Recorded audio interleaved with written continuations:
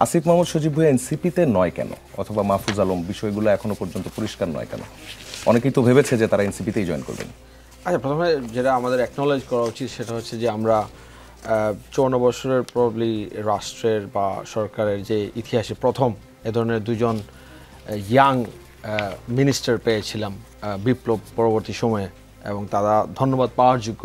তারা তাদের জায়গা থেকে যে ধরনের ভূমিকা তারা রেখেছেন, তাদের টেনিওরটা শেষ হওয়ার পর, তাদের মন্ত্রিত্ব শেষ হওয়ার পর তারা কোন দলে যোগ দিবেন এটা একান্তই তাদের ব্যক্তিগত সিদ্ধান্ত।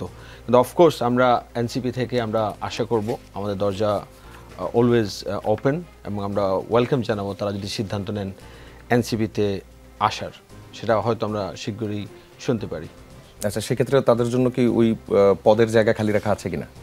এটা আভ্যন্তরীণভাবে এটা পদের জায়গা খালি বা ভরার ব্যাপার না। এটা আমরা একটা রাজনৈতিক দল, আমাদের একটা প্রসেস আছে। তারা দুজন বিপ্লবের দুজন আইকন, তারা তাদের পদের তাদের ভূমিকা শেষ হওয়ার পর এখন যদি তারা রাজনীতি আসতে চান, সেই হিসেবেই আলটিমেটলি আলোচনা হবে।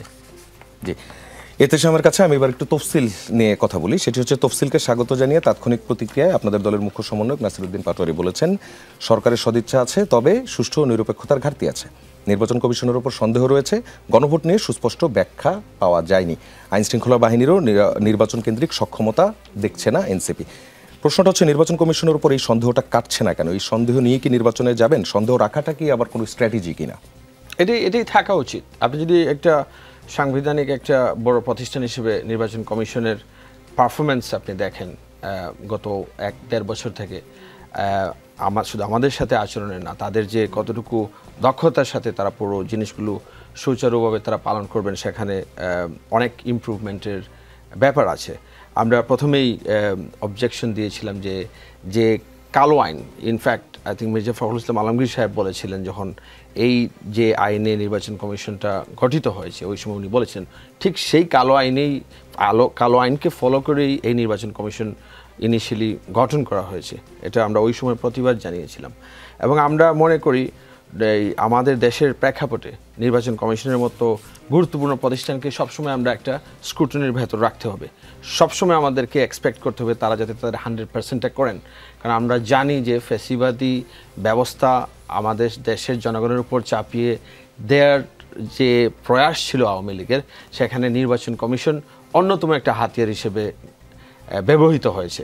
সুতরাং ওই নির্বাচন কমিশনের কতটুকু সংস্কার হলো, আরও সংস্কার প্রয়োজন কিনা, এই কনভারসেশনগুলো, এই আলোচনাগুলো আমাদেরকে জীবিত রাখতে হবে।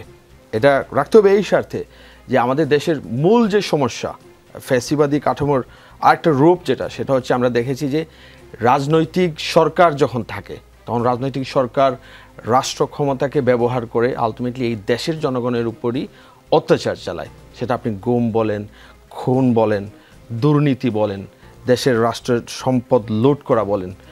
বাংলাদেশের জনগণ ওই সিস্টেমে ব্যাক যেতে চায় না। সুতরাং আমরা মনে করি 12 ফেব্রুয়ারির সবথেকে বড় যে ঘটনাটা, সেটা কিন্তু সাধারণ নির্বাচন না।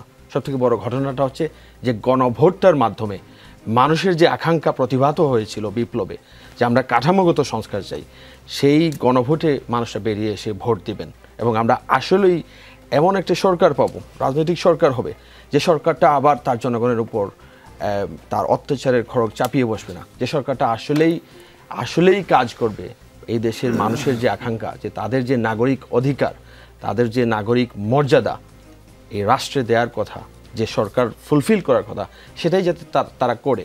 সেটা আপনার শিক্ষা থেকে শুরু করে, স্বাস্থ্য থেকে শুরু করে, নিরাপত্তা থেকে শুরু করে। আপনি একটা জিনিস আমি শুধু অ্যাড করি, যে সবথেকে ভয়ের বিষয় এই দেশে হয়ে গেছিল যে একজন নাগরিক সে আসলে নিরাপদ কিনা, তার দরজায় এসে কেউ কি নক করে সাদা পোশাকে তাকে তুলে নিয়ে যাবে কিনা। একটা মায়ের চিন্তা থাকতো যে আমার ছেলে গুম হয়ে যাবে কিনা। অনেক স্ত্রী আছেন যারা তাদের স্বামীকে হারাইছেন ওই যে গুমের সময়ে। তো এই যে বিভীষিকাময় যে একটা পরিস্থিতি তৈরি হয়েছিল, ওই বিভীষিকাময় পরিস্থিতিতে আমরা আবার যেতে চাই না। যেহেতু অনেকগুলো উপাদান এখনও বিদ্যমান, আমরা কি বলতে পারবো যে আমাদের আইনশৃঙ্খলা রক্ষাকারী বাহিনী পুরোপুরি সংস্কার হয়ে গেছে? আমরা কি বলতে পারবো আমাদের যে মিডিয়া, যেটা আলটিমেটলি ফ্যাসিবাদকে সাস্টেইন করেছিল, তারা পুরোপুরি বদলে গেছে? আমরা কি বলতে পারবো নির্বাচন কমিশন বা আমাদের অন্যান্য যে প্রতিষ্ঠান যেগুলো আছে এই রাষ্ট্রের, তারা বদলে গেছে একেবারে এই গত 1.5 বছরে? অফকোর্স না, বলতে পারবো না। সো এই ভীতিটা জনগণের কাছে আছে।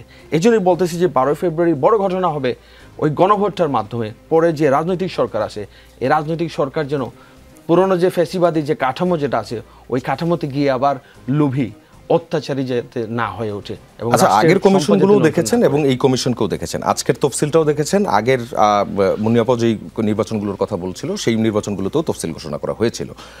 এই তফসিলে আপনি নতুনত্ব যা যা দেখেছেন সেই নতুনত্বগুলোর উপরও কি আস্থা রাখতে পারছেন না? নতুনত্ব কি আপনি উদাহরণ দেন একটা? না, বেশ কিছু নতুনত্ব আছে কিন্তু, যেমন প্রার্থীদের প্রচারণার বেলায় নতুনত্ব আছে, তারপরে মনোনয়নের ইস্যুতে বেশ কিছু নতুনত্ব আছে, তারপরে নির্বাচন পরিচালনায় যারা দায়িত্ব পালন করবেন সেই জায়গা থেকেও কিছু চেক অ্যান্ড ব্যালেন্সের বিষয়গুলো রাখা হয়েছে যেগুলো আগে ছিল না। এবং সবশেষে আমরা দেখলাম যে খুব রিসেন্ট হচ্ছে লটারি পদ্ধতিতে বোধহয় ইয়েটা করা হয়েছে, এই পুলিশের যারা ঊর্ধ্বতন কর্মকর্তারা তাদেরকে সেখানে পদায়ন করা হয়েছে। এই বিষয়গুলো কি কোনোভাবে কাজ করবে বলে মনে করেন না? আমরা স্ক্যাপটিক্যাল। আমার কাছে মনে হয় না কোনো আহামরি কোনো পরিবর্তন, কোনো বৈপ্লবিক কোনো সংস্কার এই নির্বাচন কমিশন আমাদেরকে বা জাতির কাছে প্রেজেন্ট করতে পেরেছেন। মানে আপনি যদি দুটো এক্সাম্পল দেন, কি হলে আপনার মনে হতো যে now it's going to be good? মানে যেহেতু আপনার কাছে ইমিডিয়েট এক্সাম্পল চোখে পড়ছে না, যেটা আমরা বলবো ওয়াও, নাসরিন মুন্নি আপা বলবেন বা রুবেল ভাই বলবেন যে দেখেন যে একটা তো মানে রেভলিউশনারি একটা স্টেপ আনা হয়েছে যাতে নির্বাচনটা কন্ডাক্ট হয়, আগের যে রিপিটেশনগুলো যাতে না হয়, সে ধরনের কোনো উদাহরণ আপনার কাছেই নেই। আপনি একজন মিডিয়া কর্মী বা ইউর এ রিসার্চার, আমারও চোখে পড়ে নেই। তার মানে গতানুগতিক কি দেওয়া হচ্ছে যে মনে করেন আলটিমেটলি কীভাবে স্ক্রুটিনি করবেন, স্ক্রুটিনি করতে কি তারা কি যে প্রেশার ক্রিয়েট দেয়া হবে ওইগুলো কি তারা উইথহেল্ড করতে পারবেন? আমাদের যে অনেক ইন্ডাস্ট্রিয়ালিস্ট, অনেক গডফাদার যারা আলটিমেটলি নমিনেশন পেয়েছে, তারা যখন নির্বাচন কমিশনে যাবে তাদের টাকা দিয়ে হোক, তাদের পেশি শক্তি দিয়েই হোক, নির্বাচন কমিশন কি আলটিমেটলি তখন তাদেরকে অন্যান্য আর 8-10 জনের মতো ট্রিট করতে পারবে? উত্তর হচ্ছে না।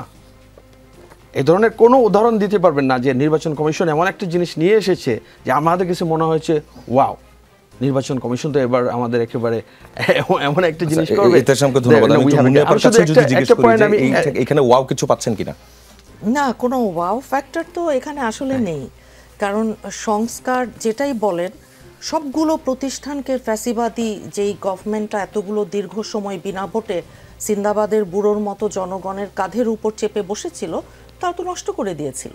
প্রতিটা প্রতিষ্ঠান, সেটা নির্বাচন কমিশন বলুন, বিচার অঙ্গন বলুন আমাদের, কিংবা প্রশাসন বলুন, আপনি কোথায় যাবেন, আরও পিএসসি সহ যতগুলো আমাদের দেশে প্রতিষ্ঠানগুলো আছে, তো সেখানে একটা রাষ্ট্রের যে 3টা অঙ্গ, আইন, বিচার এবং সংসদ, নিয়ম কি যে একটা আরেকটাকে কমপ্লিমেন্ট করবে, কিন্তু সবগুলো মিলে মিশে একাকার হয়ে গেছিল ফ্যাসিবাদের সময়। কি অদ্ভুত একটা দৃশ্য আমরা দেখেছিলাম। এই সময়ে নির্বাচন কমিশন যেমন প্রশাসন কিভাবে শক্তিশালী যদি হতো, যে প্রশাসন বলুন, নির্বাচন কমিশনের অধীনে আইন শৃঙ্খলা বাহিনীকে ডিপ্লয় করা বলুন, নির্বাচন কমিশনের নিজস্ব একটা বাজেট বলুন, নির্বাচন কমিশনের একটা স্বায়ত্ত শাসন যদি আজকে নেই, ভবিষ্যতে ইনশাল্লাহ একসময় হবে, শুরু করেছে, আমরা এটাকে ওয়েলকাম করছি।